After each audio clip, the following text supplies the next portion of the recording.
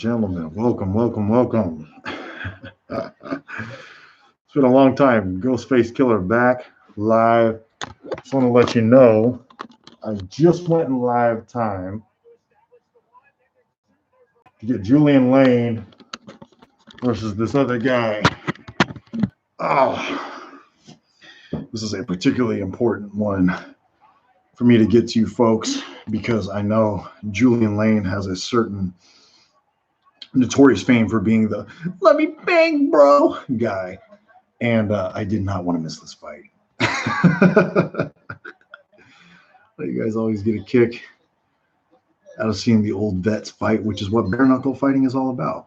Now, we're at the end of the first round. I do believe Julian Lane, our infamous pink mohawk UFC guy, did get dropped in the first round. So the advantage goes to the other guy. I wish I knew his name, folks. I really don't. Quite honestly, I don't care a whole lot because I'm just here to see Julian Lane.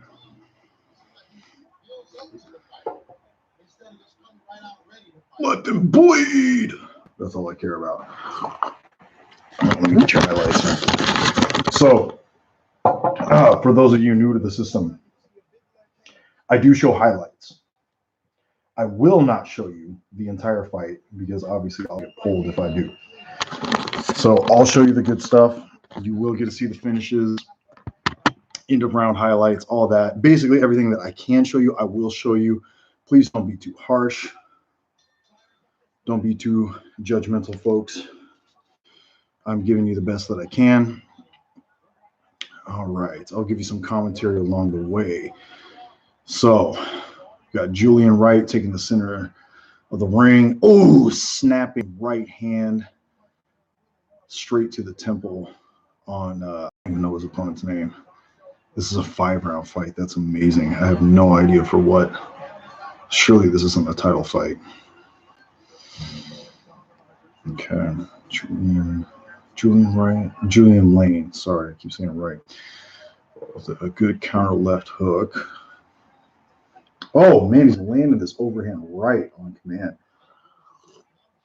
The other guy looks like he just escaped out of the 1920s. He's got that kind of like curled mustache, like the traditional 1800s bare knuckle boxing style. Kind of cool. Ian McCall throwback. And he has, I'm assuming they're red hand reps. They look really pink on the contrast of my TV. For those of you just tuning in, do not worry. I will show you the end of round highlights, into fight highlights. I know that's disappointing because you want to see the whole thing. Obviously, I cannot do that. I will get pulled, and I'm trying to make it to Lobov and Malinaggi. So you will see whatever the result of that fight is. If you just bear with me in the meantime, please do not be too critical. Likes and subs are always appreciated. Julian Lane, really hanging in there. Mustache guy taking control of the center of the ring.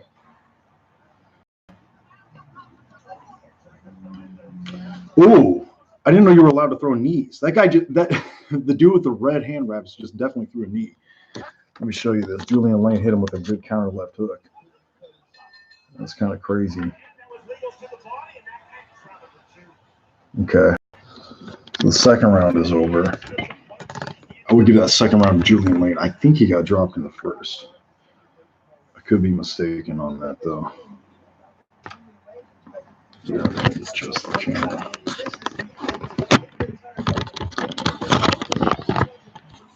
All right. There we go. Round 3 coming at you, folks. So there's 2 fights before Artem. I believe there's, I don't know what the next fight is, but then there's Lieben versus Cochran. Will be the one after that, and then there'll be the Artem Lobov. I've got Malinaggi. I know. Look, I'm an MMA fan. I know a lot of MMA fans are kind of bitter about that, but I just cannot see. I like Artem, but he's never been a great MMA fighter, let alone a great boxer with his head movement. I think Malinaggi's got it. That being said, the X factor is definitely the time off for Malinaggi. All right, they're getting started quick. At the beginning of this third round. go. These two are scrapping. Julian Lane, man. I mean, if you're known for the guy with the pink mohawk bang, bro, you better be throwing some thunder at the beginning of that round to keep people tuned in. I'll be repeating this frequently, but for those of you tuning in just now, I only show the end of round highlights and the finishes to the fights, because if I don't, then I get pulled from YouTube, and then we'll never make it to Malinaggi versus Lobov. So I'm trying to give you what's best for you. In return, I don't want my stream to get cut. I'm sensing a lot of feedback here, so I'm going to kick back my monitor just a little bit. Okay. So it looks like Red Hand Wraps is kind of taking control of the center of the cage or the ring here. Some good 1-2 combos. Julian Lane really hanging in there tough. Why don't you go ahead and have a seat here, Eli? Hello. This is my son, Eli. Why don't you go ahead and put on the headphones if you're going to talk on the mic. Okay. I got him a mic set up here so that he can tune into the action. So tonight, Eli, we're watching bare knuckle boxing. Bach? Yeah, bare knuckle boxing. Bare knuckle boxing. And we've got Julian Lane. The end of the round is coming up. You folks will see the highlights at the end of this round. If you are interested, I will show the finish to every fight as well as the end of round highlights as much as I can show you without getting pulled. Julian Lane hanging in there pretty tough. He's looking a little gassed though. His hands are kind of hanging low. He's throwing these big, huge dynamic movements. A lot of leaping overhand rights that are landing, but just not doing the kind of damage that I think are going to be fight ending, especially in a bare knuckle fight. How do I? I didn't get to see the Joe Riggs fight. That was one I was actually looking forward to. Joe Riggs is the third MMA fighter I ever saw fight MMA. He fought Ivan Salivary. He got choked out by a triangle choke. It's actually what motivated me to start jiu-jitsu. I got a soft spot. You just hit the red. So when it's flashing, it's muted, I think. Okay. Can you hear it in your headphones? Mm-mm. No? Okay, and then when it's off, it's going. Okay, here come the end round highlights for you guys. Probably gotta plug this in. Here we go. I got to be really careful with the audio too, folks, because they like to pull these streams. They've got a lot of algorithms. You're not missing much in this fight. It's not a real brawl, I wouldn't say. What are you talking about? Let's say Julian Lane is getting the advantage so far.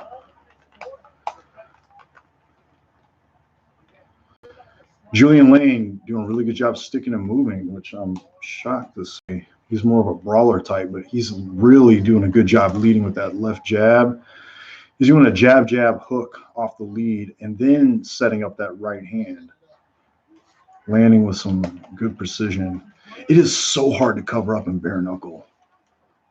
I mean, those shots, they just slip right through. You got to have a really tight guard. If you got big old elbows and forearms, then maybe you can block a lot, but 3-minute rounds force these guys to get. I agree. You know, I think for bare knuckle fighting, is it not 3 rounds? I thought it was.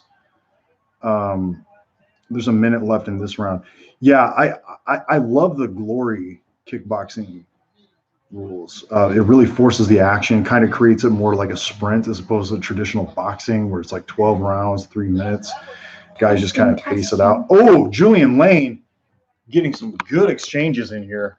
Really busting up this other guy. Testing. I mean, even if you win a bare knuckle boxing match, you kind of lose because your face gets so busted up. This guy's throwing some jabs. Testing.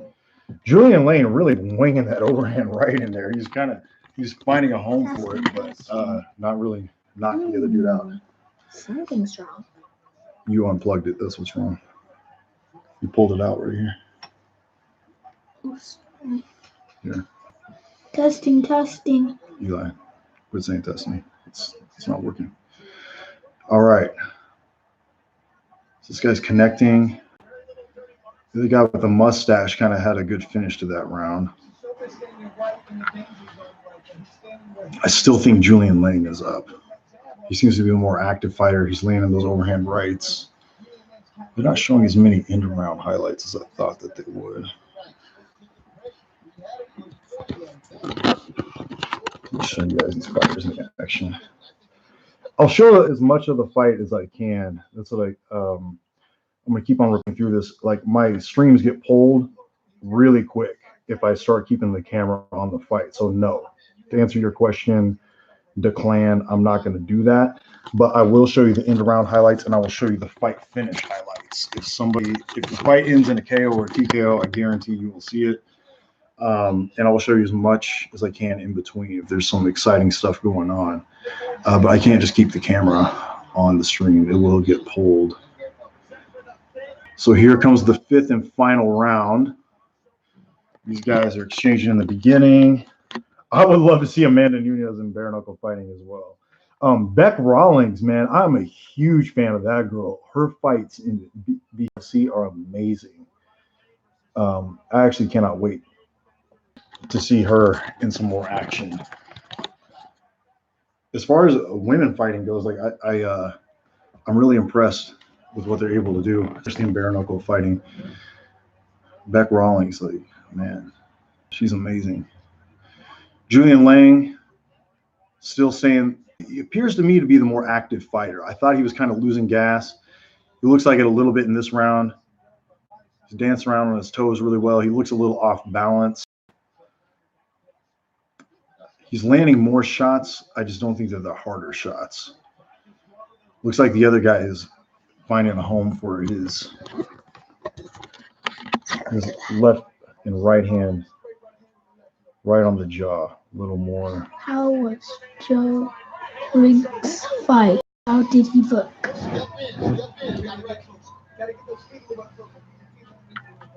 It's a pretty good fight so far.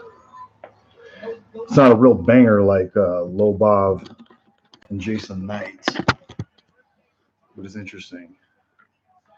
They're definitely staying up with the action.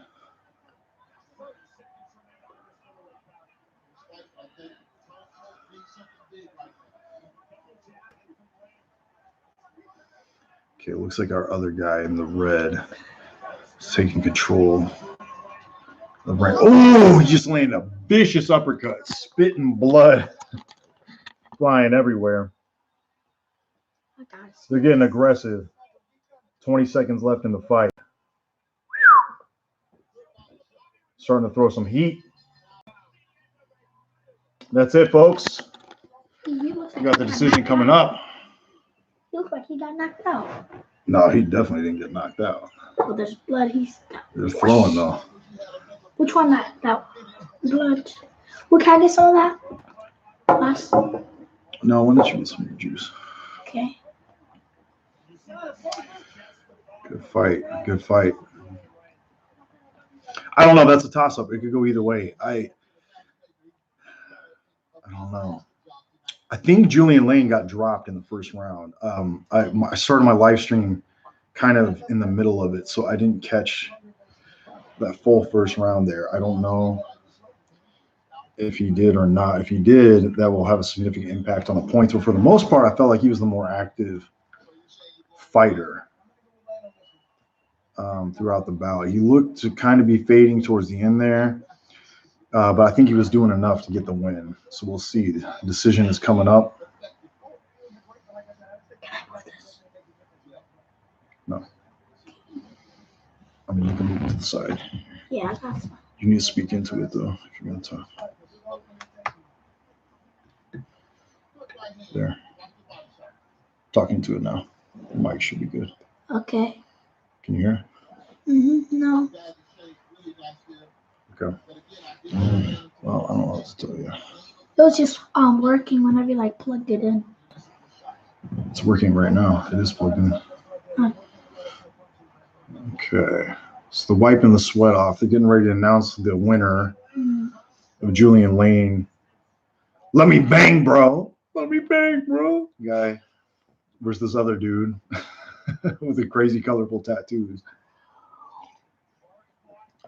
It's like a damn coloring book all over his chest. All right, here we go. About to announce your winner here, folks. He looks like he. Well, I thought so, but apparently not. Here we go. Bear with me, folks. The decision is coming up. Julian Lane looking extra pumped. Hyping up the crowd. He really thinks he's got this one. I kind of tend to agree with him. I think he actually beat this dude. The other guy doesn't look as confident. Definitely has a little more wear and tear on his face for whatever that's worth. Remember, in bare knuckle fighting, you never really win, even when you win, because your face gets lacerated to all hell. Got you looking like Chucky. And it's going to our boy, Julian Lane. Just let me bang, bro. Because they let him bang tonight. He got that victory. That's got to feel good. I'm sure he's getting paid way more than he ever was in the UFC. The other dude looks like he's from Red Dead Redemption. He does look like he's from Red Dead Redemption. Listen, he looks like he just snuck straight out of the 1800s with that handlebar mustache. Mm-hmm. Kind of got like a Wyatt Earp looking thing going on, but Julian Lane got him out of there. So is BKFC doing medals? Because Julian Lane has a medal around his neck. That's kind of interesting. I don't know. I might have missed it on the camera. Sorry, guys. But he's got like a gold medal hanging from his neck. He just won the fight by unanimous decision. Let me bang, bro. Certainly got a chance to bang tonight. I'm super pumped for a co-main event with Chris the Crippler leaving. That's my guy right there. I've been watching him, oh, man, literally since his UFC debut. It's Jason Thacker. Bonus points to any of you out there who can tell me anything about Jason Thacker. Tell me what country he fights out of, how many fights he had in the UFC, and where he got his kind of recognition from. He's kind of infamous for one thing that Chris Lieben did to him. That's pretty dirty, and proceeded to get his ass whooped in his UFC debut, so to speak. And it was kind of some inkarmatic justice, if you will. But nonetheless, I doubt there's a lot of MMA fans who have been around as long as I have watching this thing who can piece that information together off the top of their head. So it looks like we're moving on to our next bout. Stay tuned, folks. I'm going to get off camera for just a second here while we're waiting for our next fight to come up. As always, if you are just now tuning in, we are in between fights right now. I will not show you the full fights because my video will get pulled, has been pulled in the past, but I will show you end-around highlights, anything that comes up interesting, and you will see fight finishes. So if we want to get to Lobov versus Malinaggi, don't ride me too hard for not keeping the camera on the full fight because it will get pulled if we do that. Mm-hmm. That being said, I will show you everything that I can in my power. So it's cutting to a pay-per-view break. I'm going to take a bathroom break real quick. So sit tight or tune back in. So, yeah. I'm going to mute this for just a second. Okay. Mute that one too. All right.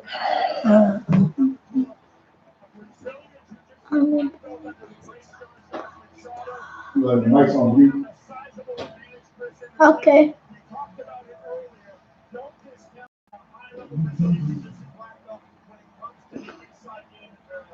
That's definitely going to come into play here. He's a bigger, stronger fighter in this situation. Everybody knows that he has to cut a lot of weight. Reggie didn't have to cut a lot of weight. When he gets inside, he's going to try and beat him up and brutalize him and make Reggie want to get out of there quickly.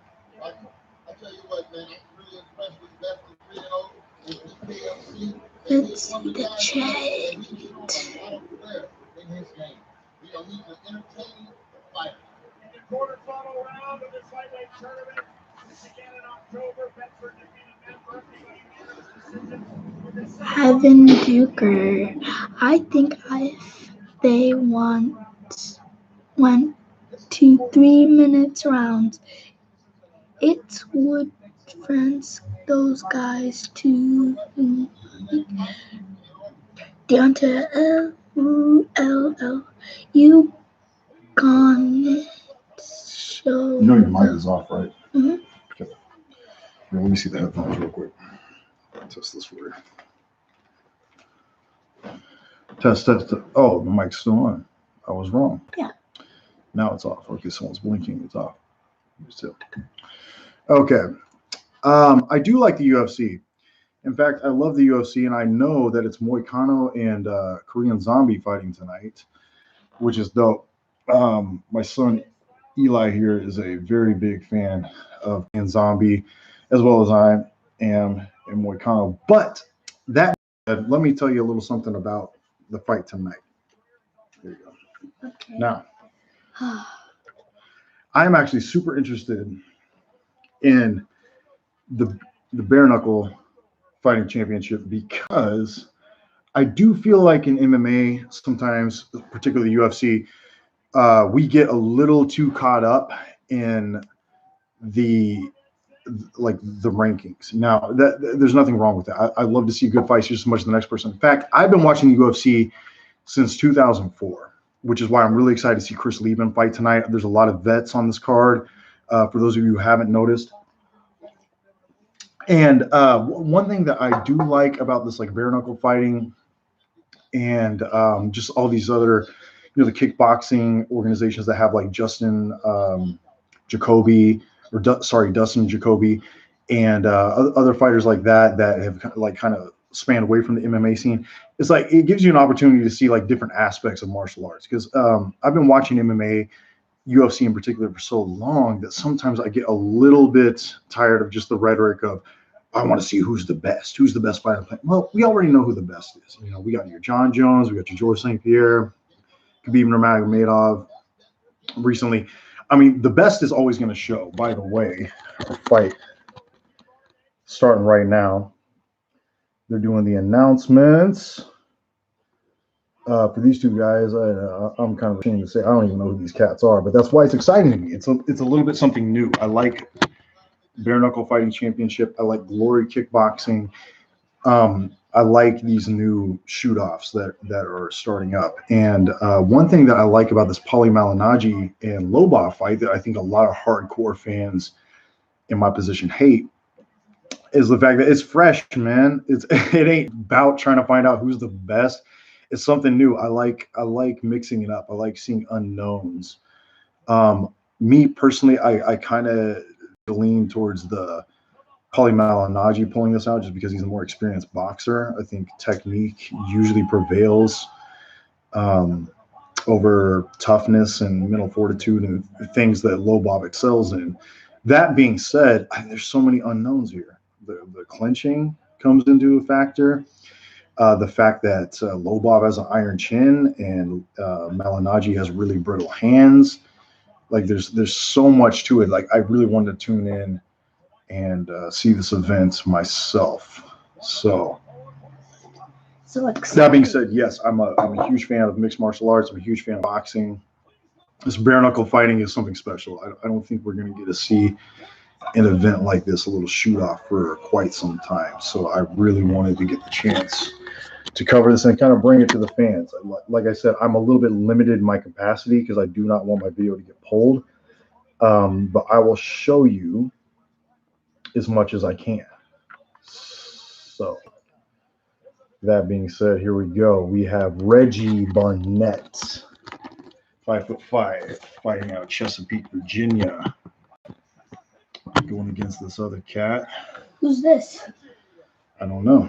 Apparently his name is something Barnett, fighting out of Chesapeake, Virginia. We'll find out, though. We'll see. If he's entertaining, then we might build some fans tonight. Okay. Oh, you have to back up on those things? I'm just excited for the Chris Lieben fight coming up next. Huge Chris Lieben fan. Chris the Crippler Lieben. I've been watching him for a long time. He's from Oregon. My dad has kind of had a lot of ups and downs in mixed martial arts, UFC vets. I watched him fight Anderson Silva live, Anderson Silva's debut. That was some craziness. Because at the time, Chris Lieben was known for having an iron chin, and to see him just get dismantled like that, I mean, it was unsettling. Never thought in a million years. Especially the way Anderson Silva came into that fight. Oh, your boy from Virginia getting dropped right away. Folks, that is what happens when you got those tiny gloves on. I don't want to get my video pulled, so I'm turning the camera away. We are resuming the action. They're wasting no time. Oh, he's getting dropped again. He's getting whooped. Shoot. He's hanging in there tough, though. I like the balls on this guy. He withstood an 8 count. He's back in it. He's getting teed off on. Landing some good counters, though. Ooh, he's good. Let's see if our boy in the red corner can keep this pressure on. That clinch has such a big factor in bare knuckle fighting, man. Like, that is something that just does not exist in boxing. You cannot clinch like that for very long without the referee stopping the action. Here we go, another flurry. Man, this fight getting going right away. Takedown on this, like he's just ducking his head and throwing. That is wild. I am super impressed from our dude from Virginia here. What a chin. I can't believe he's hanging in there. Got dropped twice. Oh, he's getting tagged. Man, this is unreal. What a fight, folks.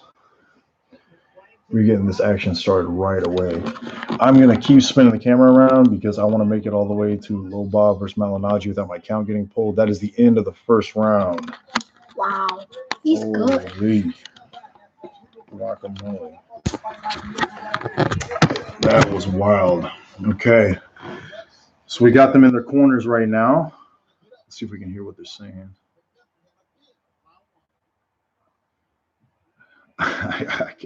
I can't make out a word they're saying, to be honest with you. You watched UFC 1 with your dad? That is bomb, man. I think my first one here, let me show you just the highlights of this round, you guys. Homeboy got dropped there. My first UFC I ever watched live was Matt Hughes versus Royce Gracie. I believe it or not, UFC 60, I believe, and that was such a big deal at the time. I knew who Royce was because I had watched the DVDs of UFC 1, 2, and 3, and I knew who Matt Hughes was because UFC Unleashed was on at the time. So that was when the UFC just had the Spike deal, and it was kind of first come on the cable, and it was like the clash of titans. It was unreal. It was like watching gods versus gods. Man, that was insane. And Matt Hughes just, for those of you who know, spoiler alert, dismantled Royce Gracie. I mean, it was unreal, and I've just been hooked ever since. Your boy, veteran Joe Riggs, actually was the first fight I ever saw fighting Ivan Salaberry. And I haven't got him out of there with a triangle choke, and that's what made me want to start doing jiu-jitsu because I didn't even understand what happened. I just knew Joe Riggs looked like a badass. Joe Rogan describing him with missiles for hands, and it sure appeared that way. And then he got choked out. And I was like, what just happened? And then right after that, I saw Nick Diaz versus Robbie Lawler. Oh, man, that's a fight I would love to see them run back. And yeah, man, I've been addicted to combat sports ever since. Oh, man, look at this scrap. This is just the ultimate war. Chuck versus Rampage, UFC 71. My man, Harvey Decker. I had a poster for that event before it happened. And I was a huge Rampage fan because he did the werewolf howl in Pride. And I remember telling my homeboys, because they were all Chuck Liddell nut huggers. Not that I had anything against Chuck Liddell. He's a legend. He's a beast. But at the time, I've just always been one of those guys that kind of goes against the grain. And when he knocked him out, bro, I didn't think I was going to make it out of that bar alive that night. They were so mad. Man, that was one hell of an event to go to. I believe Houston Alexander dismantled Keith Jardine on that same night, if I'm not mistaken. That was unreal too. That was quite the beatdown. I'm trying to remember that card. That was just a good night of fights. I could be wrong about that, though. That might have been a different one. I don't know. I've got so many memories over the years. My favorite event that I ever saw live to this day was Randy Couture coming out of retirement and beating Tim Sylvia's ass for 3 or 5 rounds. Man, that was insane. He was 40, he was like 46, 47, maybe 48, coming out of retirement off 2 knockout losses to Chuck Liddell. And fought the heavyweight champion of the world. Tim Sylvia was a beast. He was like 28 at the time, in his prime, just murking people right and left. He just knocked out Andrei Arlovsky. Randy Couture, old-ass Randy Couture comes out there and just dominated him for 5 rounds straight. Dropped him in the first round with this amazing overhand right. It was incredible. One of my favorite events of all time to this day. Houston Alexander, man. He was from Nebraska. That's I had actually had some buddies that had trained with him when he took that Chuck Liddell, the Keith Jardine fight. He was a beast, real physical specimen. This is a really good scrap. I wish I knew more about these two guys, to be honest with you. I mean, that kid in the blue was super impressive. I can't believe he got dropped like he did in that first round, and he's hanging in there. Oh, they're just trading. Sorry, folks, I keep spinning the camera away, but I really don't want this video to get pulled, especially before Lobov and Malinaggi. If you guys do enjoy the action, the entertainment, please give a like. Sub would be nice, too. Bring it to you as I can, how I can. Looks like we got a break in the action here.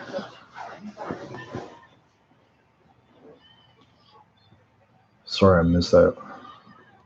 Let's see what it was. Oof. Look at that. Just throwing heat. Oh, low blow. Was that a knee?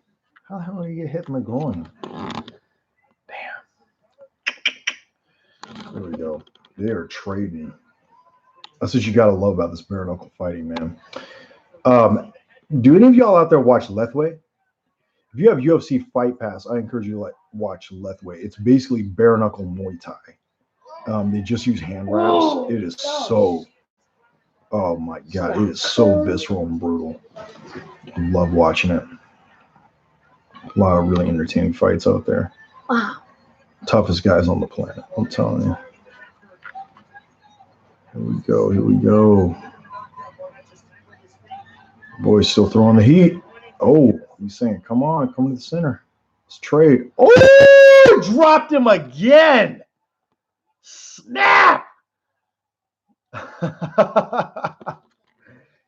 Damn. Boy from Virginia still hanging in tough, though. He's keeping at it. Man. He is getting beat. What a good fight. He's tough. He's hanging in there. What if he just drops him in the 5th round? Oh, dang. This is such a good fight. Okay, that's the end of the round, folks. So that's round. Spin the camera to waste time. What round is it? Yeah, oh my God. Hendo in bare knuckle boxing. First of all, you know our boy Hendo would do it. The H-bomb and bare knuckle, I think that would be illegal. That's what we get this sport canceled ASAP. Can you imagine Hendo dropping that H-bomb he hit Michael Bisping with. Got to the floor. I mean, that would have been a death, right? For sure. That nuclear warhead of his that he calls a right hand. Hendo would be pound for pound king for bare knuckle, even though he's got no technique, no setups. All it takes is that.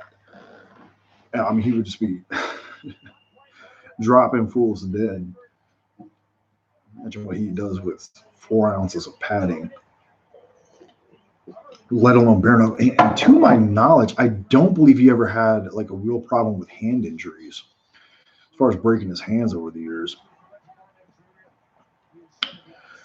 Paulie versus Artem is 2 fights from now. So next up will be Leben versus Cochran, and then Artem versus Malinaggi. So I'm gonna guess.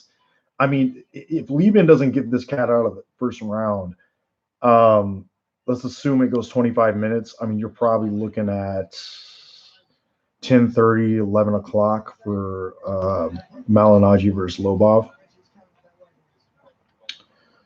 Yeah. I mean, yeah. I mean, that was Hendo's thing, right? I would ask you guys though, because in my personal opinion, I do think Hendo was way past his prime towards the end of his career as far as age, but I also think like that TRT took a lot out of him, which probably wouldn't be a factor in bare knuckle. I mean, I can't imagine they have the strictest testing. I guess I don't know for sure, but I feel like it gives you like an extra tenaciousness, just anecdotally based on what we've seen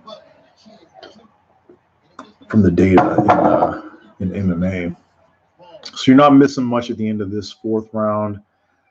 They're kind of trading back and forth. I'll go ahead and show you guys these last 30 seconds here. There they go. Starting to exchange a little bit more. Man, this is a scrap. What a war. Yeah, I agree with you, Decker. I think Hendo probably spent his best years in Pride, but man, he had a lot of damn good ones in the UFC and the Strikeforce as well. When he knocked out Fedor, that was a milestone as far as I'm concerned, especially like as one of the vets who's been watching MMA for a real long time since the Pride days. Like I remember staying up until 4 o'clock in the morning just to watch a Pride event live. I caught the very end of them. Pride's second coming, I think 33 was in the US. And that was like the one pay-per-view that I saw live real time. 9 o'clock, which was one hell of an event, by the way. That was when Nick Diaz upset Takanori Gomi. I'm a lifelong Nick Diaz fan. I hit the second MMA fight I ever saw. In MMA, not just UFC, MMA fight I ever saw was Nick Diaz versus Robbie Lawler. And he's a skinny dude like me. And I thought he was just going to get smoked by that buff, athletic banger, Robbie Lawler. And then he starched him. And it changed the way that I view combat sports. I think I was 16. I was 15 or 16 when I saw that fight. All right, here we go. Beginning of the 5th round. These competitors are game. They look like they're ready to throw down. Here we go. This guy's scrapping with him. They're just sitting there trading in the middle. TRT Vitor versus Steroid Coleman. I'll take TRT Vitor over anyone. Roundhouse kick, wheel kick, flying Dutchman kick. I don't care. TRT Vitor will knock you out with any kind of a kick he wants any given day of the week. To this day, that wheel kick he landed on Luke Rockhold is like my favorite KO of all time, especially regarding a strike. I am real partial to that Rampage versus Rona slam. I think that's a badass KO. But man, as far as timing, precision, power, all that goes, I don't see how you cannot possibly have Vitor spinning wheel kick on Luke Rockhold in your top 5 of all time. That was unreal. I think he's tired.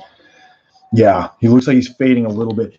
So our blue gloves guy from Virginia, he's got some significant welting over his left eye, and he looks to be fading just a little bit. He also looks to have a little bit of a height disadvantage. I didn't catch the reach. I'm sorry, guys, but Red just stays in his face. Even if he has a reach advantage, he's not utilizing it to the best of his ability. That's for sure. But goddamn, there's something to be said for aggressiveness. He is certainly creating damage. That clinch is the most fascinating thing to me about bare knuckle boxing versus traditional boxing. I mean, it makes a huge difference. And a lot of these MMA guys, they excel in that clinch range with that dirty boxing. Okay, here we go. We're going through the judges' scorecard. I got to think that Red has this in the bag just because he dropped Blue multiple times. If there's some highlights here, I will show you guys. I'm going to flip that camera around. For those of you just tuning in, I cannot show you the full fight because I will get my video pulled. However, I will show you in-around highlights. So he won? Anything interesting, definitely fight finishes. We're just trying to get to Lobov Malinaggi. You know, that's the main event. I know that's what you guys are really here for. So if the stream gets pulled before then we all lose. So let's just try to keep this momentum going. I love seeing Stitch in the corner of this BKFC. I feel like this is where his skills and abilities will really excel for him. And I hope he's getting paid his due because, man, that guy, he's a vet. He's been around the game for a long time. He's got a lot to offer. He was Vladimir Klitschko, former heavyweight boxing champion of the world before Anthony Joshua took it from him, who just recently got beat by Anthony Ruiz. For any of you who care, Stitch was his personal cut man, which says a lot. Like that's a pretty big honor. Says a lot about his abilities. And Vladimir Klitschko is no joke. I'm sure had a lot of moolah to pay out for his services. They're just hugging each other, patting each other on the back. Good job, bro. All that kind of stuff. You're not missing out on anything. We'll show you who the winner is. Maybe catch some highlights if they show it here. If not, go ahead, tune out, take a break, do whatever. Please don't leave a dislike. Leave a like if you can. I'm going to keep the action coming. I just got a notification on my phone. You're strong. Do what? You have big muscles. You're strong. Oh, thank you. You're strong too. Show everybody your muscles. This is my son, Eli's. He's been working out. No. Turn your fist like this. Ah, look at that. Look at that. He's 8 years old. Buff as hell. Okay, here we go.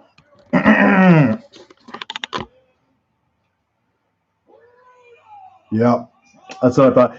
So, man, I feel really not knowing these guys' name, but hey, I'm an MMA guy, traditional boxing guy. I don't know a lot about bare knuckle fighting, but this Johnny Bedford dude did one hell of a job staying in this guy's face. Virginia dude was tough as hell too. This guy's tough as nails. He hung in there. He got dropped like 2 or 3 times. He didn't get finished though. I thought he was out in the first round, to be honest with you. Johnny Bedford, let's get you an interview if we can. Without getting pulled. I mean, this dude, he's just on point. His technique, I'm really impressed with. He had a reach advantage. But the crazy thing was he was closing the distance pretty much the entire fight. Yeah. Homeboy's got balls. Police Gazette. So is he an officer? That's interesting. Yeah, Lieben fight, then Artem. Man, I don't know about the rest of y'all, but I am stoked for this Lieben fight. That's actually why I started the stream early. I could have just started at the Lobov Malinaggi fight, but I really wanted to catch Lieben. Pay some homage to that guy. He's a vet. I've literally been watching his entire UFC career. not MMA career, but like when I got into MMA was when he was making his debut, when he beat the crap out of Jason Thacker. For those of you who've been on the stream, you'll know I asked a little kind of trivia question about that. I think I've seen every single one of Lieben's fights since then too. Like I'm a big fan. The guy's a vet. He's got my respect. Johnny Bedford, repping his spot, did a good job. Man, that was a banger. That was a good co-main event.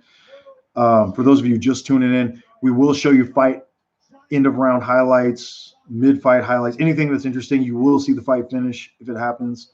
We're just trying to get to Malinaggi versus Lobov. My stream will get pulled if I show the whole entire fight, but I'll show you as much as I can. I'm kind of surprised what they're letting me get away with right now. So we'll keep it moving. Now is kind of a commercial break. If y'all want to take 10, we're in between fights. Coming up next is going to be Lieben versus Cochran. Don't miss this. This is going to be a banger. My prediction, I think Lieben gets him out of there in the first. I think this sport was made for Chris Lieben to excel. I love Chris Lieben. I was a little salty about the way that he kind of retired from the UFC. Y'all saw him quit on the stool against Uriah Hall. No shame in that, but at the same time, it was a little rough to watch. I'm glad that he's having kind of a resurgence and some success in this bare knuckle fighting. I think he's made for it. Granite chin, iron fists. He's the man. I can't wait for this next one. Stay tuned. I will show you the fight. There's no fight going on right now, Mr. Austin Floyd. If you're tuning in longer, you would know that. But yeah, I'll keep you tuned in. You'll see the fight. You'll see the fight finishes, the highlights, all that good stuff. So Lieben was hard on drugs. Yeah, and that's the other thing I like, though. I like a good comeback story. I believe he got busted after the Michael Bisping fight. He was on, I want to say he popped for Nandrolone, which is like Deca. And he may have popped for some PEDs before that. I'm not quite sure. I also know that he was, pretty heavy into hard street drugs. And I like a good comeback story. I like a guy who can turn his life around. I know he's a family man now.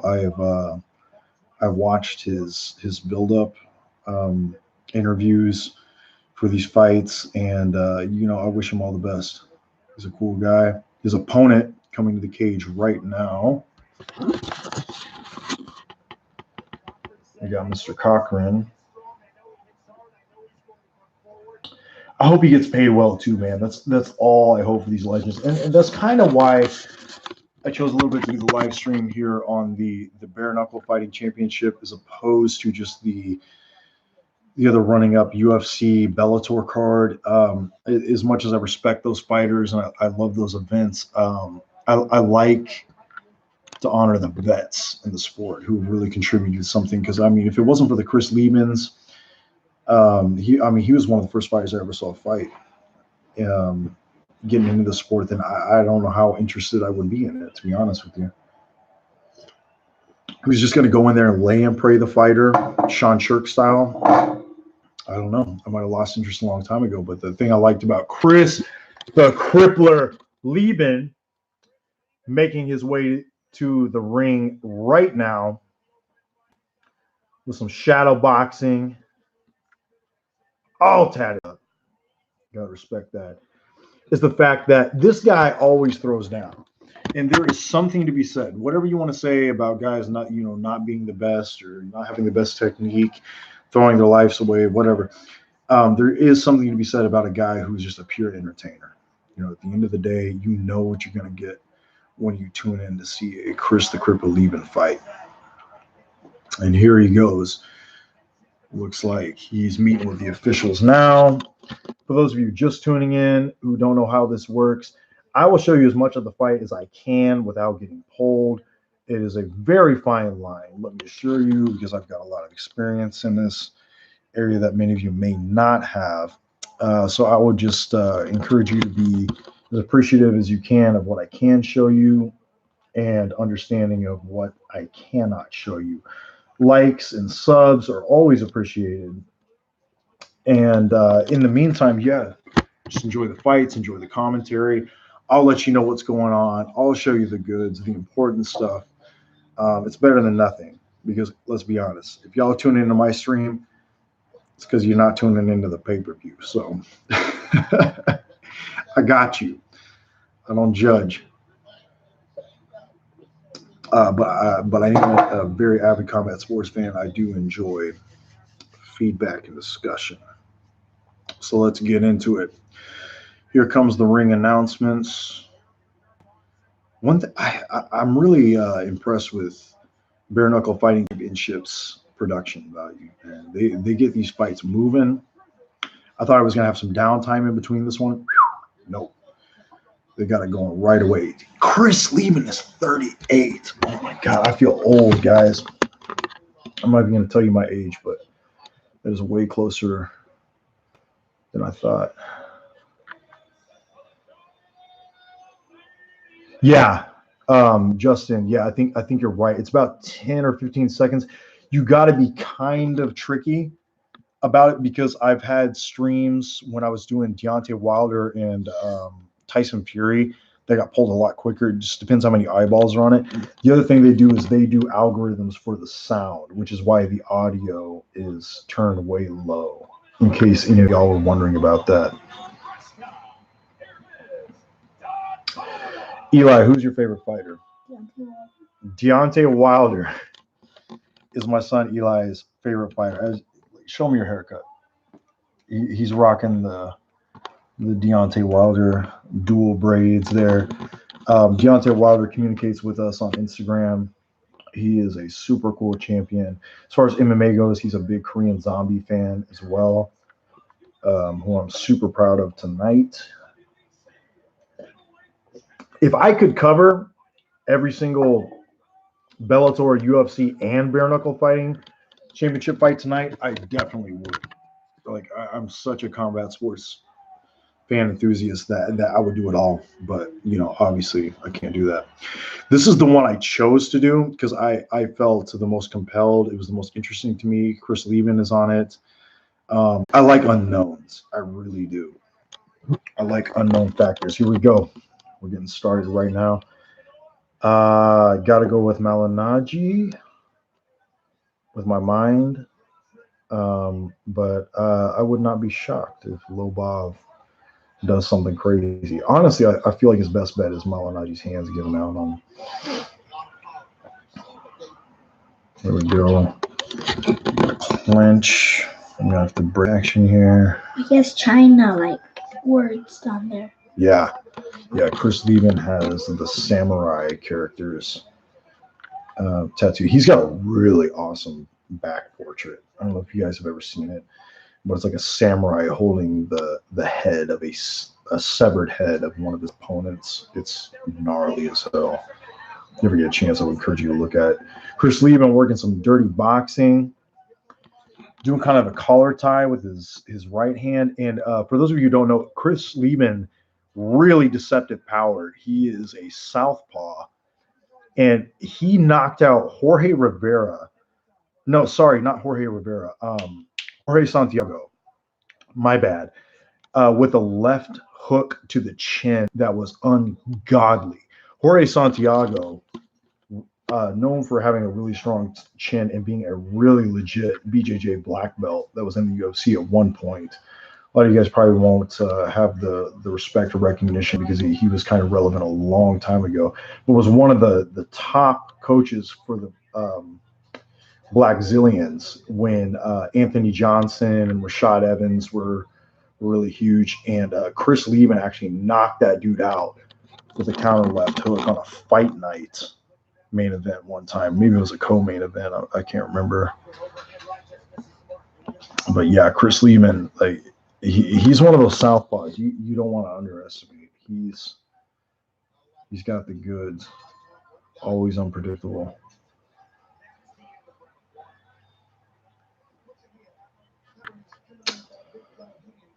Yeah. Lovato beating Jagard.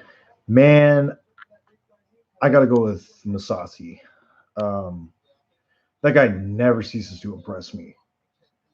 Jigar Musasi, I feel like is I don't really like throwing words around like overrated and underrated as it pertains to MMA or combat sports in general.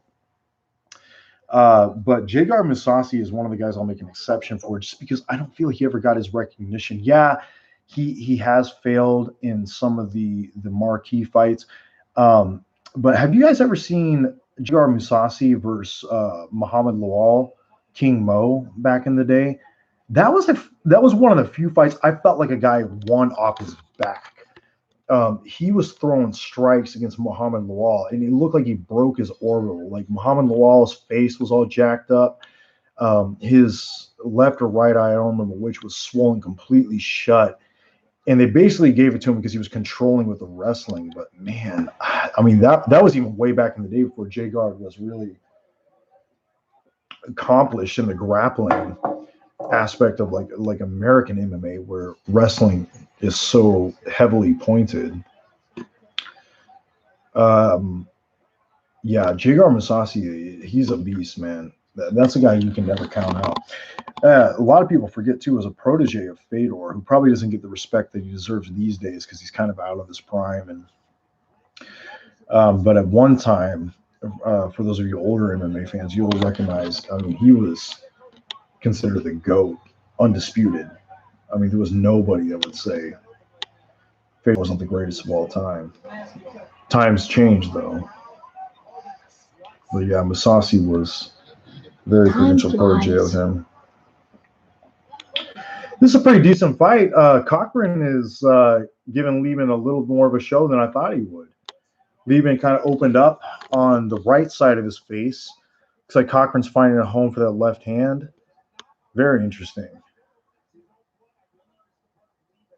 Cochran's staying orthodox. Lieben in the traditional southpaw. Once again, sorry. You guys have to bear with my face here. I'm just trying not to get the video pulled.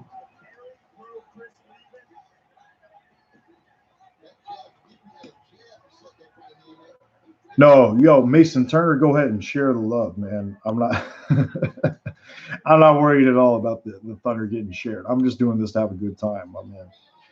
Love hearing feedback from fellow fans such as myself. But y'all get a click to the view, go for it. I will not fault you in the bit. Not the least bit.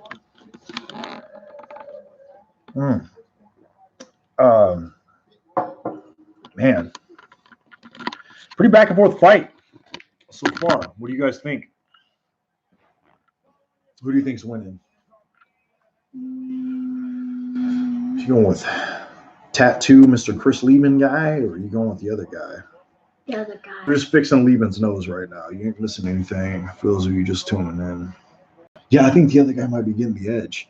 I'm a little bit surprised. Cochran is now. I'm sorry, guys. I'm not as prepared as I should be, but isn't Cochran kind of a late replacement? I thought Lieben had a different opponent going in. I was actually scheduled to work today, and I didn't know I was going to get tonight off, so I wasn't prepared to watch this, but I'm always down for a Chris Lieben scrap. That flies. Yeah, yes, sir. Sure does. There you go. Chris Lieben sort of finding a home for that left hand.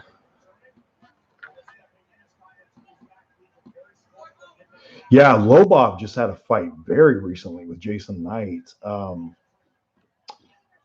Man, I kind of got to think that I don't know. I don't want to go all conspiratorial on you guys, but I really do think BKFC is kind of setting this up for Malinaggi to win because they want to parlay some kind of fight with McGregor, which is way out of the realm of possibility if you ask me. But they scheduled Lobov right away after that concussive fight he had with Jason Knight. I mean, that to me, I don't know about that. It's I got a little bit of skepticism on my behalf. It doesn't seem like a good idea in his best interests. Then again, Lobov, he's the GOAT, right? He's got that iron chin. spinning the camera around so I don't get the video pulled. Damn, this is such a good fight. Yeah, Chris Lieben, he's just been taking guys out in bare knuckle fighting. Like I was saying, for those of you who just tuned in at the beginning of this fight, like he is just built for bare knuckle fighting, man. Like he was never like a big jiu-jitsu guy. He had some decent ground and pound, but he was always known as a guy with a really hard left hand. Yeah, go ahead. You can tune out, man. Okay, see ya. Yeah, go ahead. And a vicious left hand and just a crazy iron chin. And that seems to be what excels in bare knuckle fighting. I mean, not necessarily the left hand, but just having a very big emphasis on power, that one hitter quitter stoppage power, and an iron chin. I mean, that'll take you a long ways in bare knuckle fighting. My coach Andy Zerger in Muay Thai here. Let me give you the end round highlights for this past one. They scrapping. Anyways, my coach Andy Zerger used to always say, nobody ever wins a Muay Thai fight. Even if you win, you lose.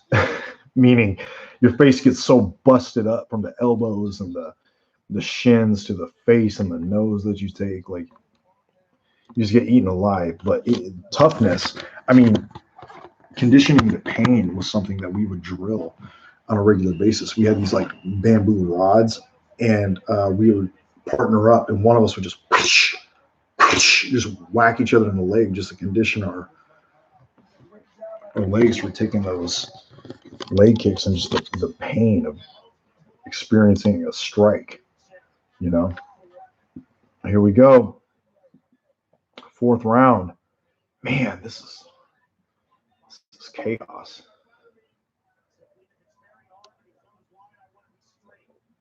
Such a good fight. Man, I would never miss a Chris Lieben fight. For those of you just tuning in, don't worry. We're going to get to Lobov Malinaggi. It is the next fight up. We're watching the co-main right now.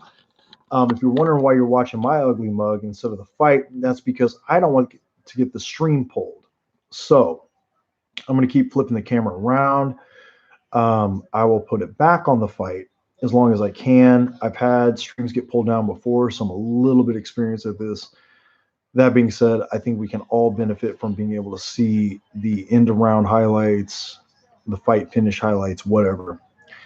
We're just trying to make it to the main event. So if you're getting a little annoyed by that, don't worry about it. I got your back. If you can't watch the stream tonight, I'm the best you got. So we're going to bear with each other.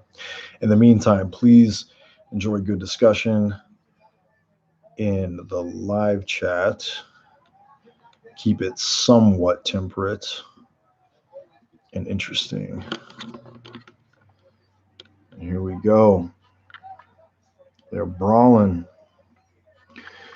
Yeah, Justin Hale, that's exactly my take on it. I'm eating one on the chin. I actually did pay the $40 tonight, but that's all good. That's all good. Oh, you spoiler alerted. How dare you? That's all good. No worries. I'm not tuning in to Bellator or UFC tonight live. I am going to catch those right afterwards. I've got a buddy that's actually doing those events. The crazy thing about MMA, combat sports in general, is spoilers are a really big bummer. So if I can watch them on tape delay later, that is what I opt to do if I'm working or if I'm doing my own live stream. So I kind of coordinate, network with my buddies, figure something out. I'm really excited to see Korean Zombie tonight. He's one of my all-time faves, one of my son's favorites. For those of you familiar to my channel, you remember I actually caught him versus Yair Rodriguez, the upset live. That was insane. That crazy last 10 seconds of the fight KO with the, I don't know what you call it, spinning backward, upward elbow, whatever the hell that was. It was amazing.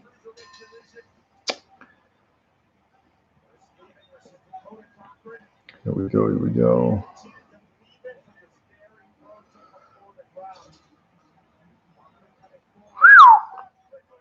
They're going at it. Man, this is a close fight. Who do you guys have winning so far? I'm kind of leaning towards Cochran, as much as I hate to admit that. Being as big of a Lieben fan as I am, I feel like he's been having his back against the ropes most of the fight. I guess it's a little bit unfair for me to ask you guys that, considering you're only seeing segments of the fight like 10 seconds at a time. But that being said, based on what I'm seeing, I'm leaning Cochran.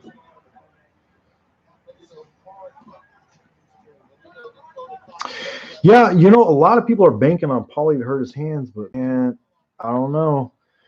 He hasn't had a surgery or an operation on his hands for, at least 9 years, I think. And even if that's the case, Malinaggi said one thing that kind of haunts me, and I know he's got an obnoxious personality. I want to see him get humbled just as much as the rest of you. But I will say this. He did say one thing that kind of strikes true to me. My biggest issue with Lobov is that he's not necessarily a winner, right? The guy's got a losing record. He seems pretty okay with the idea of losing. And what Malinaggi said was losers get used to losing. And one thing that you cannot say for anybody who has been watching Paulie Malinaggi, and I have since way before the Adrian Broner fight, where it was kind of exposed that he was probably not going to be championship material. He's just kind of one of those upper echelon guys. He's not a loser per se. He may lose matches, but he doesn't get knocked out in emphatic fashion, and he doesn't take losing well. And there is something to be said about that competitive spirit. Not that I don't think Lobov is competitive. Don't get me wrong. I'm not saying that at all, or that he doesn't have a chance. I'm just saying there's a difference between extreme winners, elite level competitors, and like mid-tier jobbers. And Lobov, as opposed to Malinaggi, kind of fits that description. That being said, there's a lot of factors that are very unknown going into this fight. Very unknown. Malinaggi's hands for one. The clinch game for two. How well Paulie's defense is going to hold up, considering he doesn't have 12 and 10-ounce gloves to help him protect his chin and his head. His cranium, it's a big factor. Here goes some into fight highlights for you. Looks like this bout is over. That was a good left uppercut by Cochran. Damn, this is a good fight. I'll be honest with you guys. I really thought Lieben would kind of smoke him like he has his other competitors, but Cochran stepped into this fight and really stepped up to the plate. Connor is not there tonight. That's disappointing. I'm not going to lie. I don't care too much about the whole feud in general, but it would have been pretty entertaining to at least know that Connor's in the crowd, and whatever given outcome, something could happen, a la Khabib versus Connor post-fight. People jumping into the cage and all kinds of chaos ensuing. All right, here we go. Getting ready for the announcement. By unanimous decision. Yeah. Johnny. Why am I saying Johnny Cochran? It's Dakota Cochran, sorry. I'm thinking of OJ. My bad. I'm so unprepared for this, guys. I don't know anybody on this card other than UFC vets and Paulie Malinaggi. I know Julian Lane, Chris Lieben, Artem Lobov, and Paulie Malinaggi. That's it. So I apologize. No disrespect to Dakota Cochran. He put on one hell of a fight. That was amazing. What a war. I don't know this cat's name, but I know he used to do behind-the-scenes interviews on Pride because I have all the DVDs. And he was there with Boss Rutan doing all that damn stuff. Yeah, give it up to Chris Leben. He is a legend. Good fight. Damn good fight. Johnny Walker. I'm not thinking of Johnny Walker, but man, that cat, dude, I love watching him fight. I don't think he stands a chance against John Jones, to be honest with you, just because of the experience level alone. But I'm not going to lie. I would not mind seeing him mix it up with him. I wouldn't bet on that fight. That's for damn sure.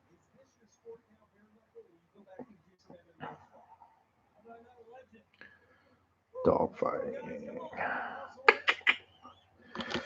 Yeah, you know, a lot of people, particularly the MMA fans who don't follow boxing very regularly, I feel like it's a valid point. Like, y'all are not giving Paulie Malinaggi the credit that he deserves. And I'm not saying that he deserves an outstanding amount of credit for, you know, stepping up and fighting Lobov. That's not it at all. But I kind of think there's a lot of y'all out there who are kind of unaware of how competent he is at his individual sport and how much those skills are gonna kind of translate into this one. I mean, we'll see. That fight's up next, as you can see. So if you are tuning in just now with me, we're getting there. Paulie Malignaggi was no slouch. Adrian Broner, you know, he's kind of the last stock of the boxing community now. He took that big L to Manny Pacquiao recently, and that was no fluke. Like, he got smoked. For him to say that that was a close contest, he got robbed, that was bullshit. He was trying Maidana strategy. So Marcos Maidana fought Floyd Mayweather because he upset Adrian Broner when Adrian Broner was hailed as the next Floyd Mayweather. You know, and Maidana basically whooped his ass. He dropped him for the, you know, I think the first time in Broner's career, and basically tooled him for the whole entire fight, which parlayed him into a fight with Floyd Mayweather. And then it was close, but not really kind of close, but close enough that Maidana complained about it, and there were enough fans that were haters of Floyd Mayweather to parlay it into a rematch. And basically what Broner did over the years, he's kind of settled into kind of a gatekeeper guy. He's more of a brawler now. He's kind of accepted the fact that he's just there for a payday. But basically he took the Maidana strategy, and he was just trying to get a rematch with Pacquiao because he knew that was going to be the biggest selling fight that he was ever going to get, most money. I'm just speaking the honest truth about the situation, because I don't think there's anybody out there that seriously thinks he had a draw on that fight, or much less won it. That being said, Adrian Broner's one hell of a boxer. Okay, for all of you out there, and I'm one of them. I wanted to see McGregor versus Mayweather just because I thought it was an interesting matchup, and I wanted to see what McGregor could do. I thought that would speak of volumes as to the evolution of mixed martial arts in the combat sports realm, and it did in a lot of ways. He didn't get blown out like a lot of people predicted he would. He did very well. That being said, I mean, it pretty much went the way that a lot of people thought it would. He did a little bit better. But if a guy like Adrian Broner gets smoked that bad against Manny Pacquiao, and a guy like Maidana beats Adrian Broner, and a guy like Paulie Malignaggi beats Adrian Broner, then, man, that tells you a lot about the skill level that he has going into this fight. And skills pay the bills, man. They really do. Barring some hand injury, some freak accident, I think Paulie Malignaggi should have a pretty big upper hand in this fight. Here we got the GOAT of making his way to the ring. And I get it too. I don't want to sound like a backstabbing traitor, because I know this is being billed as MMA versus boxing. Which, don't kid yourselves. This couldn't be further from the truth. I mean, this is not either realm, but it is fun to play along with that. And from that perspective, yeah, especially since Malinaggi has been such a shithead leading up to this fight, spitting on Lobov and doing all this extra bullshit. I would love to see him get humbled. Yeah. I would like to see him get smoked. I'm just saying, cerebrally, I got to think. I think Malinaggi has a big upper hand in this fight that a lot of people are not giving him. But we'll see. That's why we do this, right? That's why UFC 1 took place. We wanted to see what jiu-jitsu can do against karate, taekwondo, what a sumo wrestler can do against a conventional freestyle American wrestler, whatever, style versus style. And to me, this is kind of the last frontier. I'm a little bit sad and I'm a little bit excited at the same time. I feel like this is some of the last pockets of style versus style that we're going to get to see. But here we go. We got Lobov getting ready. For those of you just tuning in, I know there's a lot of you are going to be like, oh, why can't you just leave the camera on the whole entire time, bro? That would be really cool. That'd be nice of you. Well, that's because my stream pulled. They will literally shut it down, which has happened to me in the past multiple times. So I'm trying to be smart about this. I want you guys to see the fight as much as I want me to see the fight. So we got to do a little give and take. You kind of got to understand I can only show you so much at a time. At the same time, I got to understand that you guys want to see some action. So I'm going to try to deliver, and you just try to be understanding, okay? Capiche? Capoche. Will be good. Malinaggi making his way to the ring. And as always, likes and subs are appreciated. Not mandatory by any means. More than anything, I just like you guys participating in the chat because this makes it fun. Height. Man, I'm so crunk for this fight. I don't even know why. We're going to get to it. Hang tight, folks. Trust me, you're not missing anything. They're just getting him out of his robes right now. Predictions. What do you guys think? Lobov, Malinaggi. Who do y'all got? I hate to say it, but I'm going Malinaggi. I hope I'm wrong. He's just taking his robe off. If you don't believe me, look. That's it. Look. Oh, it came off. You guys want to see him walk to the cage? Sorry, the ring. Too bad. Can't. In a second. I'll show you the fight. Just be patient. Here we go. They're putting the Vaseline on him. Oh, man. This is crazy. You know, another thing that kind of gives me pause about Paulie, though, was in his career as a boxer, he was always really good with the head movement as opposed to covering. You know, he had kind of the Philly shell defense. Obviously, Floyd's the one that made that popular. He's the only one that can do it the way that he does it. Maybe James Toney, if you really want to give credit to the real originator there. But he was very good at, you know, that minimal cover, but a lot of head movement. You know, you can't hit what you're missing. Paulie is 38. That's interesting. I did not know he was that much older than Lobov. 6 years. Just to keep context, this is both of their bare knuckle. No, sorry, this is Paulie's bare knuckle boxing debut and Artem Lobov's second bout. So both of them relatively inexperienced without the hand wraps and all that. You know, I'm a little bit confused because I was told there was some bullshit Florida law saying that they had to have some kind of gloves to compete, but I'm not seeing any of that, which I'm actually pleasantly surprised that is the case. But I was kind of prepared to see something weird tonight. Some kind of like fingerless gel gloves. But I'm glad that's not the case. So here you have it, folks. When they touch gloves, I will resume the action. Oh, everybody's pumped. You can see the crowd pacing. Who's going to win this fight? What time is it? This guy, you got to see the suit. He's all blinged out. He's trying to put Bruce Buffer to shame. Look at that shit. That's crazy. Can't even do justice because the color doesn't translate. We'll get going soon.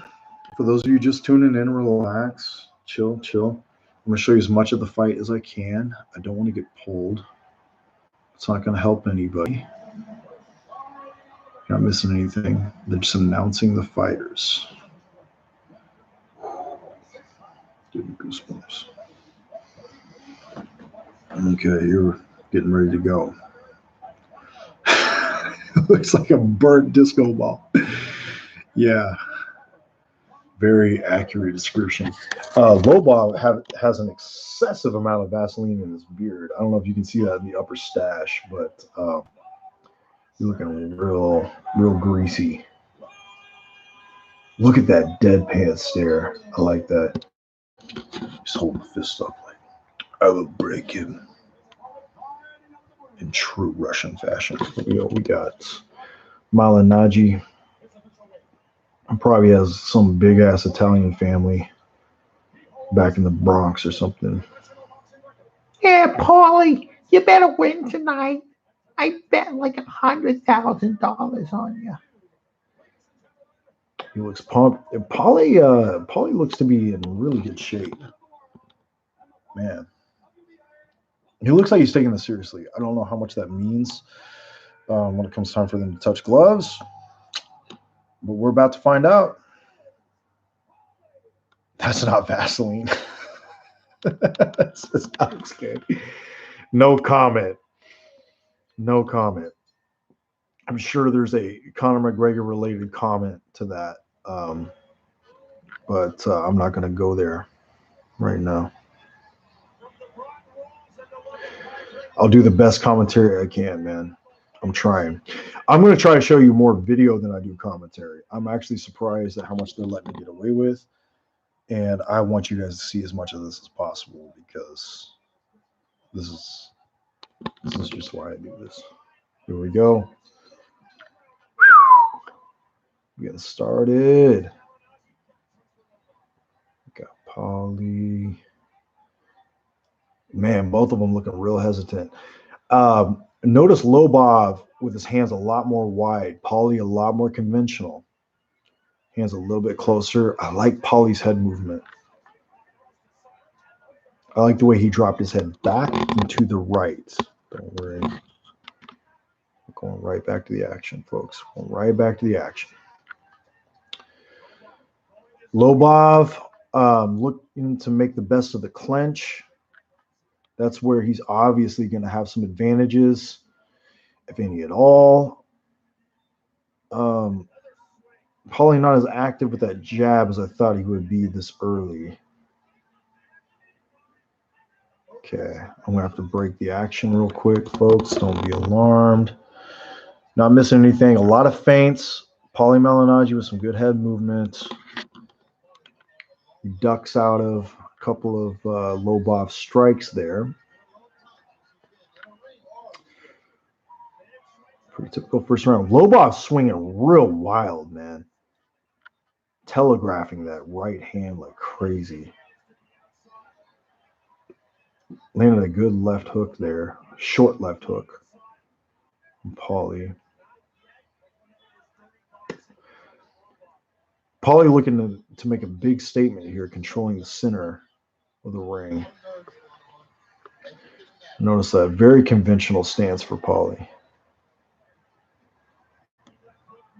You know, I kind of wondered if the balance would be a big issue for Lobov.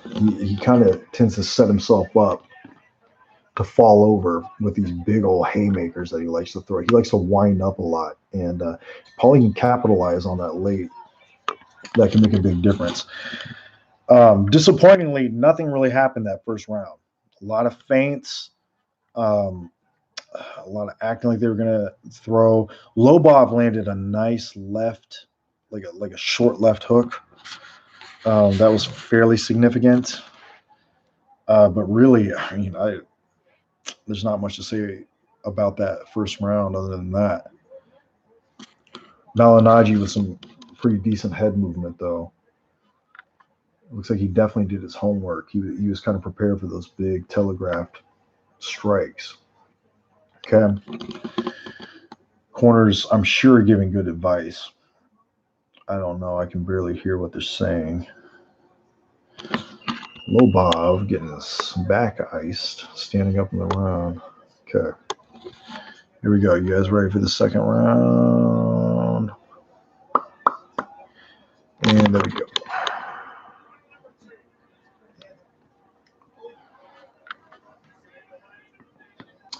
Yeah, man. I want to do what I can. If you could drop a like and a subscribe, that would be cool. If not, that's all right. Just enjoy. Please tune in the chat. That's why I do this. There you go. Paulie in a southpaw stance. Connected a couple of times with that lead right.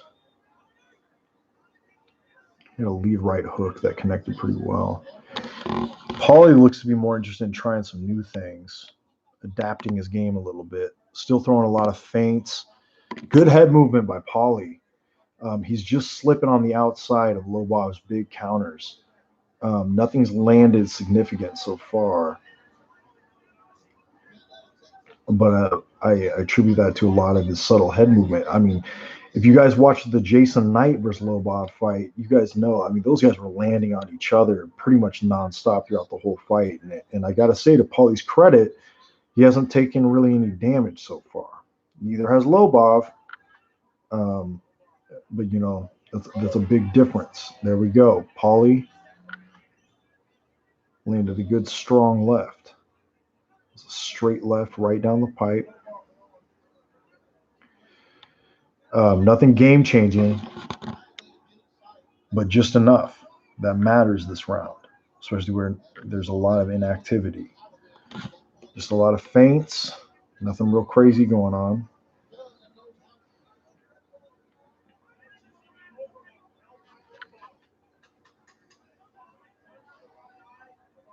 There you go. Oh, good combination by Paulie. There we go. That's crazy. That's the end of the second round already. Man. Yeah. Paulie actually, I believe he was orthodox in the first round. Somebody correct me if I'm wrong. I think he was, at least for a part of it. He basically did that whole entire second round southpaw. That first round, I have no idea.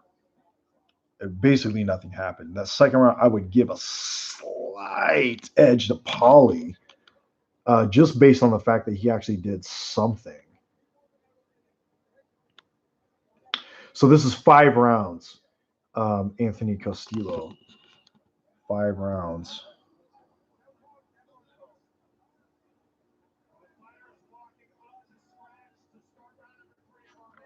Here we go. Third round getting going. Starting to feel less confident that we're going to see a finish in this fight, but that's okay. As long as some of the action picks up. Malinaggi sticking with that southpaw stance. I don't know what he sees in that. Clearly something that's giving him an advantage. He's definitely sticking that right jab in Lobov's face. Lobov going to the body. Got a straight right there.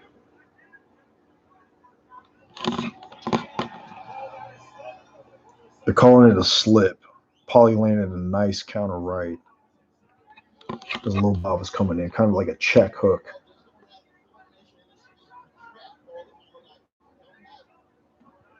Lobov took a knee for a second, but came right back up. They called it a slip. I don't even think this is for a belt. I think this is just the main event. Pretty much all the fights tonight have been 5-round fights. I don't know if that's the usual for bare knuckle fighting. I don't really tune into the sport that much, to be honest. I really just catch the highlights, but I thought I'd make an exception for this one just because I'm so fascinated by the main event and the co-main event. We've been doing a good job at coming up short. Okay. Lobov finally landing something here. Not really enough to make a significant impact.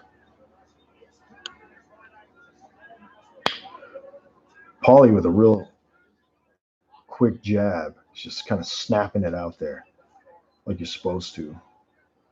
Keeping it long, keeping it quick. Just kind of popping it in Lobov's face. Just give him something to think about. It's in the third round. I don't know, guys. Been crazy so far. I think Paulie's edging him out just by a little bit in that second round and that third round. The first round, that's a toss-up. I have no idea. I got to think, though, if this goes to the judges' scorecards, it's probably in Malinaggi's best interest. I would think that the promotion has a lot more invested in him winning than they do Lobov, just because of the McGregor matchup or the potential for a rematch. If this continues the way that it's going. Yep. Look at that. Lobov landed a right. Straight right.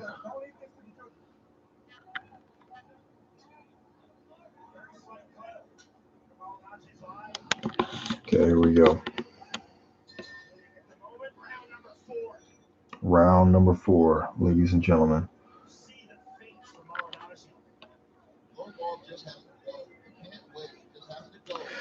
Yeah, I agree. I don't think Lobov is getting outclassed as much as I thought he would. But I definitely don't think he's winning the exchanges. And that was kind of my contention going into this fight. And now I'm looking like an idiot because he's just flurrying on Paulie. My contention was he's not a great MMA fighter, particularly in as far as stand-up goes. He's just kind of mid-tier, mediocre. Whereas Paulie, at least at one point, was pretty much considered an elite level boxer. Not the best, but he was good enough to hang with the best, if not beat some of the best. And that goes a long ways when you're talking about just hands. A strict boxer versus strict MMA fighter. Now, the clinch is where I thought we would see a big difference, and that hasn't really played a factor in this fight so far. That jab, man, Paulie catched him. You can see the right eye of Lobov right in the corner is kind of opening up a little bit. Definitely not to the degree that Jason Knight and him had each other's faces opened up, but it's enough. It's kind of counting. You got to wonder how much the judges are going to look at that. Paulie's kind of opened up too, though. He's leaking from somewhere. I'm going to say it's kind of like towards the center of his forehead. Or the left eye. His head movement is way superior, though. Paulie's is.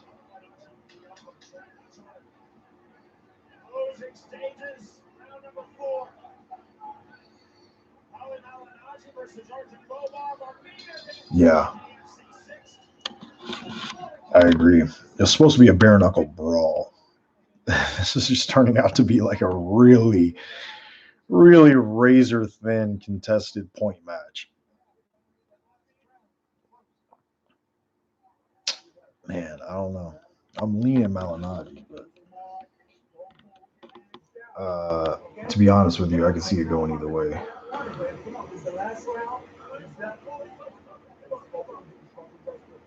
I also got to lean Malinaggi just because I think it's in the promotion's best interest.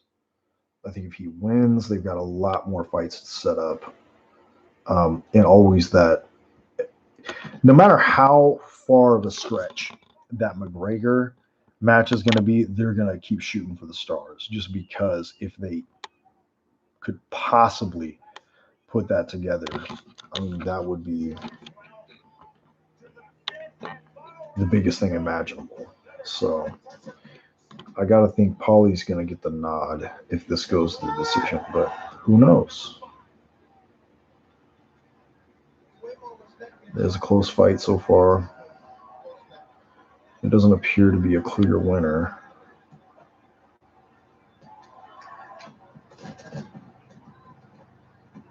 If I am scoring this as a boxing match, I got Paulie ahead. Now, if you're giving an emphasis on damage, I don't know. Lobov hasn't landed some pretty nice counters. He's doing a fairly significant amount of damage in his own right. There he goes.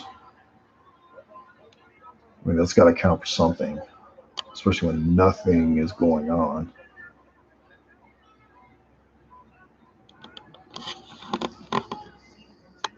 Thank you, Piggy. I really appreciate that. I would give you a like right now if I could. I don't know. Paulie probably having the worst round yet. This fifth round, he looks a little out of sorts, like he doesn't know quite what to do. Lobov being way more aggressive, definitely pressing the action, landing the bigger shots upstairs. Paulie's head movement isn't even as crisp as it was back in like the third round. He's getting hit more. He's not firing back. There, he ducked under a good right, but once again, he's not firing in return. I mean, there's only so much a good defense is going to afford you on the judge's scorecard. Yeah, maybe you're not getting hit, but the fact that you're being completely inactive is not going to help you out either. I have a hard time believing that they're going to give him this round. I definitely wouldn't. That was one of the more decisive rounds I've seen so far. Interesting. They're kind of embracing each other. That's something I did not expect. Considering the buildup, you know, between the spitting and the name calling, the personal attacks on family, and so weird.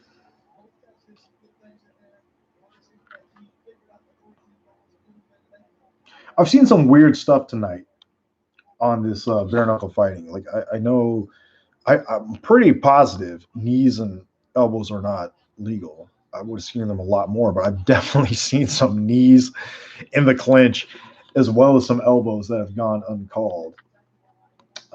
So yeah, I got to give it to some of you in the comment section. Like, if that is the case, then I probably would have thrown a couple of check elbows if I were Paulie, just to secure a round or two.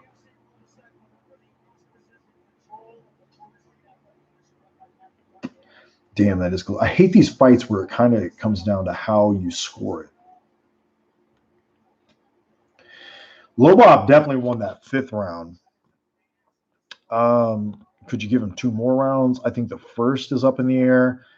I think Paulie pretty handily won the second, possibly the third, but I could see Lobov 1, 4, and 5.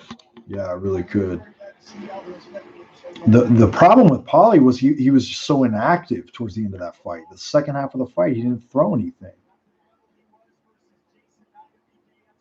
He was way too content to sit back and kind of let Lobov kind of pot shot him. And it wasn't like Lobov was landing with any stingers. I mean, it was just the fact that he was actually landing, actually doing something. So this is going to be interesting. Looks like they're just talking to the judges right now. Sorry, folks. I know that's annoying for you just to see me, but they're getting the judges. Paulie looks super stoked. He looks really confident that he won this fight. I'm not so sure about that. But like I said, I do think that the promotion will have his best interests in mind over Lobov's. Depending on how they take it, though, I mean, they could decide that Lobov, I mean, he seems to fit their bill for a fighter who is entertaining, He was always willing to throw down. You know what you're going to get. They might decide to make a star out of him. Here we go. Here we go.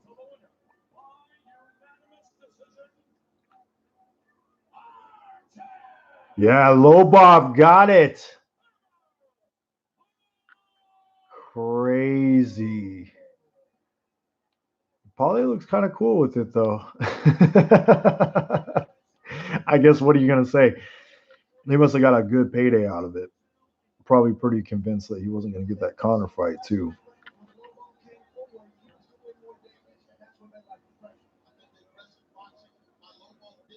Yeah. Yeah, I agree.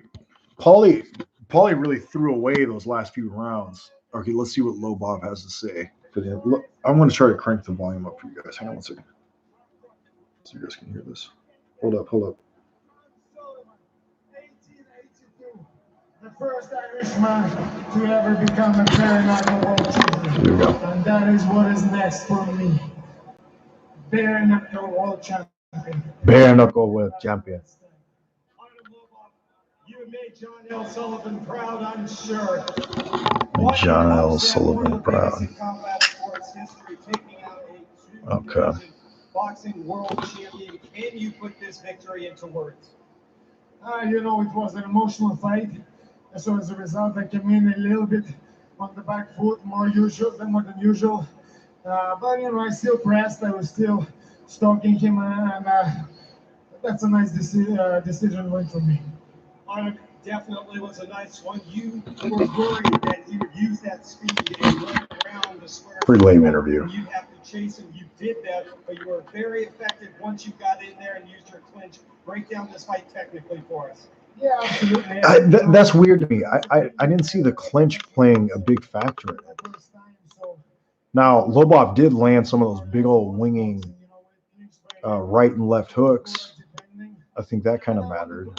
But I'm surprised. I really thought if he was going to win this fight, he was just going to be a clinch fest. Just dirty boxing the shit out of him.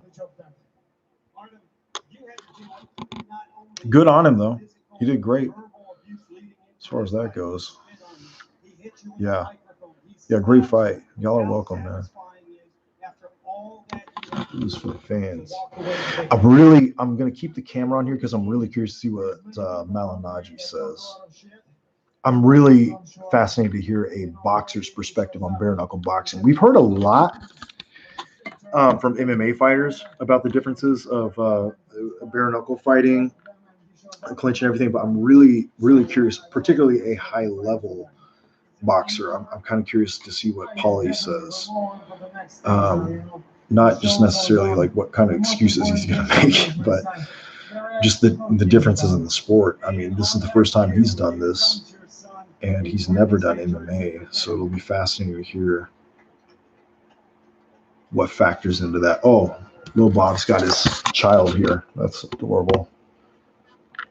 I didn't even know he's a father. That's great. Good for him. I like Lobov. He's a class act, always. Here we go.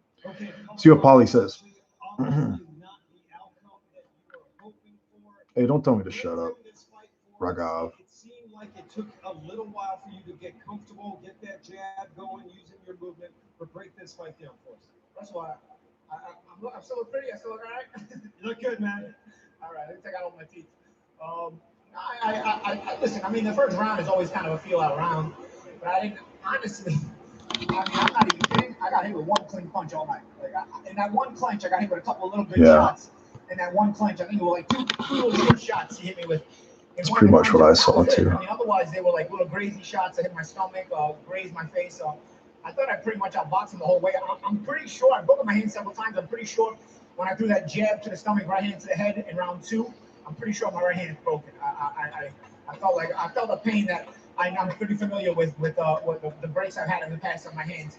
But nonetheless, even after that, I thought I boxed him pretty well. I mean, I thought I got hit with a good shot in the third round. That was in the clinch.